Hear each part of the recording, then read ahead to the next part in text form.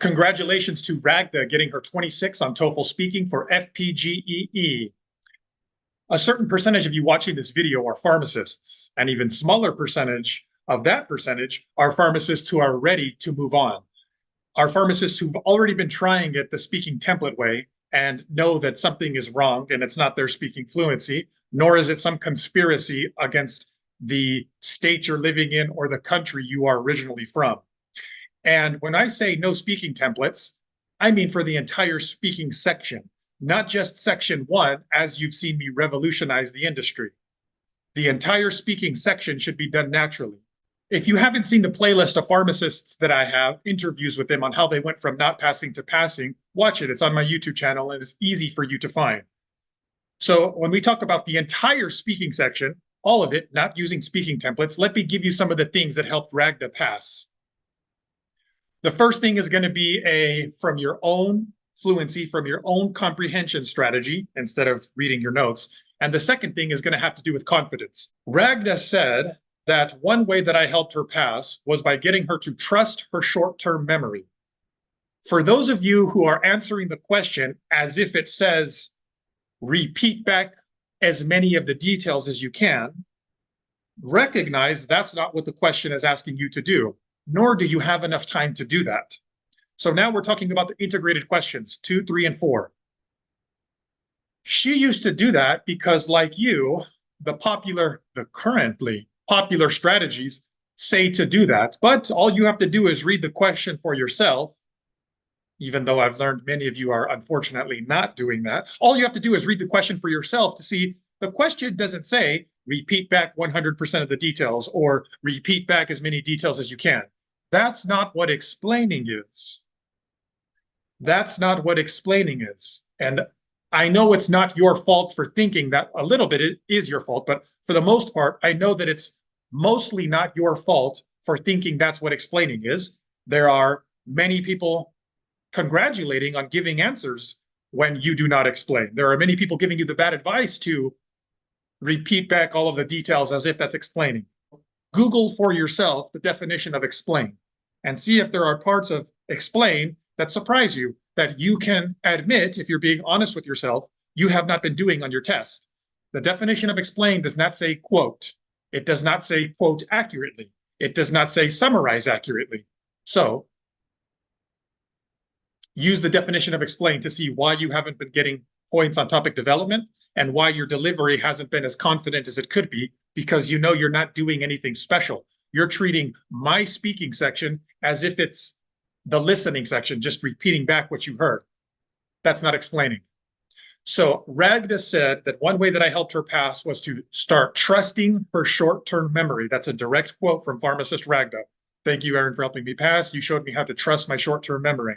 And what she means is, before me, the strategies that she was following that led to her getting below 26 on speaking were to take as many notes as she can and then repeat them back as much as she can. So what she was doing, unfortunately, was reading from her paper, reading from her notes, reading, not speaking.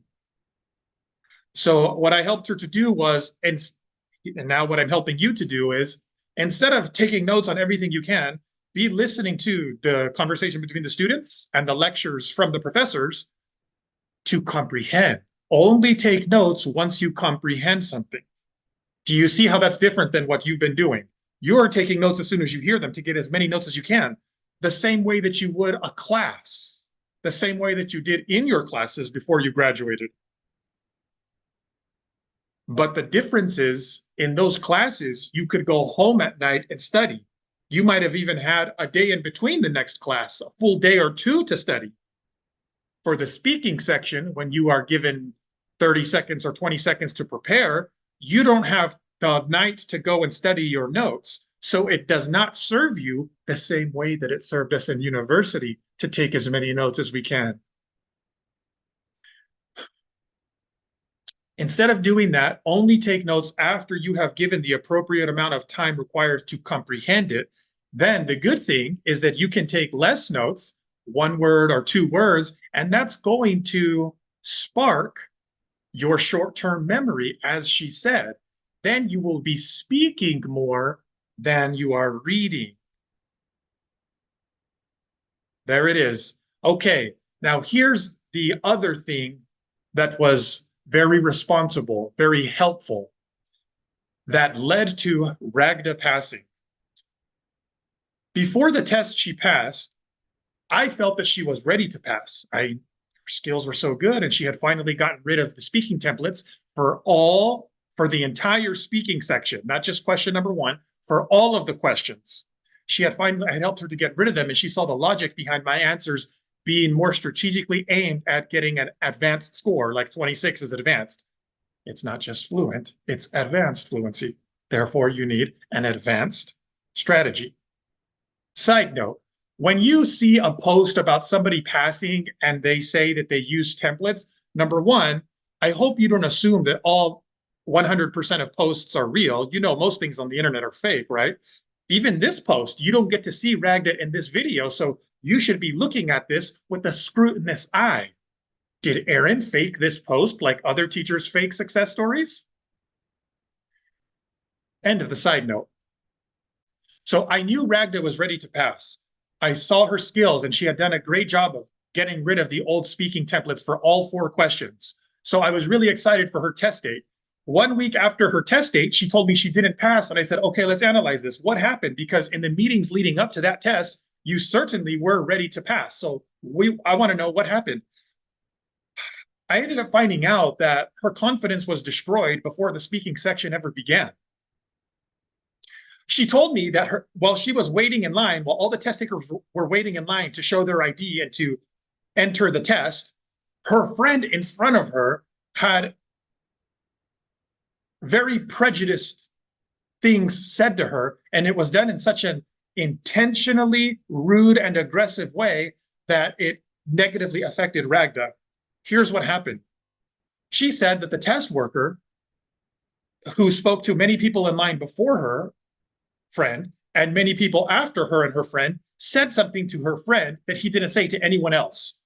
He was checking people's IDs, and then when he came to Raghda's friend, who was right in front of her, he looked her up and down, noticed her clothing, noticed she was of a culture different than his, and on purpose said something like, "Are you a citizen?"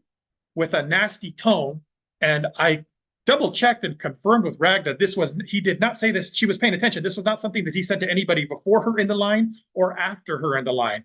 He, for some reason, prejudicial, decided to pick on her, to target her. And it was because of the way that she was dressed and how he identified her as being not of his culture. We talked about this, and she said that, this was something that she could tell her friend was very upset about. And since Raghda was right behind her in line, and he could have easily have also said it to her, Raghda, because they were dressed similarly and are of the same culture, those two friends. She talked about how this really put her in a bad state of mind right before the start of the test. So in our meetings, I'm so glad I was able to get her to open up and to talk about that, because we had an open and honest conversation about how, yes, in the US, I don't know the exact percentage, nobody does, but let's say about half of the people have prejudicial mindsets. But I told her the good thing is the other half don't. Her recognizing that I'm on the side who doesn't, who recognizes that our diversity is our strength, she was able to see that she has somebody rooting for her. So we acknowledged the negativity of the situation. Hey, that same thing might happen again in your next test. What if the same thing happens and on your very next test? Are you going to let it lower your confidence? Are you going to let it put you in a bad mood? Are you going to let it slowing down? Are you going to let it slow you down from achieving your goal of getting your pharmacy license in the US of A? I helped her to build a stronger mindset. She helped me to help her by opening up to me and being willing to tell me about that bad experience. We were able to have a very authentic conversation. Raghda, I congratulate you on your bravery, on your courage to open up and to speak to me about that thing. Thank you for trusting me to be somebody who could handle that scenario with the respect and positive constructiveness, how do we move forward in a positive way, that it deserved. That's one of the reasons, your bravery and courage, are some of the reasons as to why you passed your test. Okay, small percentage of pharmacists who are ready to move away from speaking templates from all 4 questions. I look forward to seeing you soon. When I read about the TOEFL exam, I didn't really think much of it. I just thought, okay, you know, straightforward thing. It's an English exam. How difficult can it be? The pharmacy board needs specifically 26 in speaking. This helped me in passing my TOEFL exam. Aaron helped me to pass and get 26. Aaron, actually, any words will not be enough. But really, I'm very thankful. 26 in speaking, and I finally got it, and I'm so excited to get to the next step in my pharmacist license. Look at my accent, look at people who got 26. So just surround yourself with people who motivate you. Look, I passed. That bit that's missing is probably the most important bit to get you to 26. Yes. And that's the bit where Aaron, I felt, helped me realize where I was going wrong. And that bit where I was going wrong, I think it goes for everyone. It doesn't matter whether you speak English is your first language or not.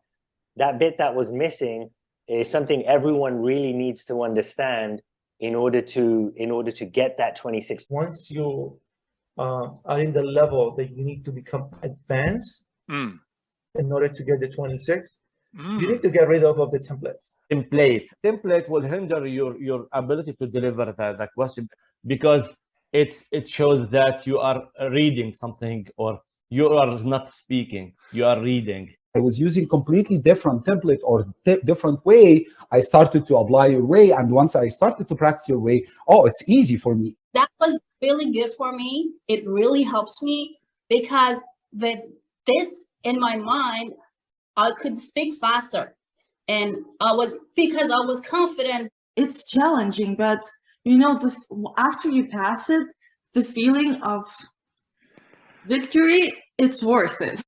As English is my first language, I thought the speaking templates would be enough to get me the 26 that I needed. Unfortunately, it wasn't, and I only scored a 23. Your lack of getting 26 is not due to your speaking ability. It has been due to your less than optimal strategy. Get rid of the training wheels. The templates were like, oh my God, why did they create those templates?